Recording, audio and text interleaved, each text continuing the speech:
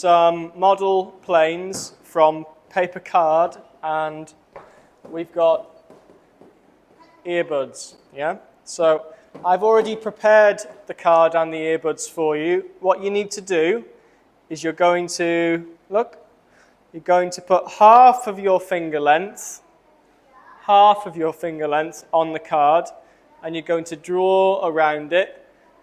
Then you're going to put your full finger length and draw around it. Once you've done that, I will come around, and like this, what we'll do, I'll do this, and teacher will cut around the card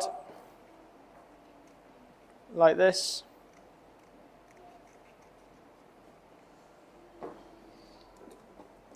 And then do it with the other one. Okay. And then what you have, when you open them up, you've got a big wing and you've got a small wing for the back. Okay, and then what we do, very simple, we stick the cotton, one on the front and then one on the back, and you've got your plane. Okay?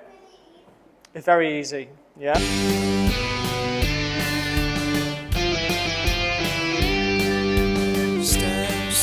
STEM, I wanna be a scientist. STEM, I wanna be a technologist. STEM, I wanna be an engineer. STEM,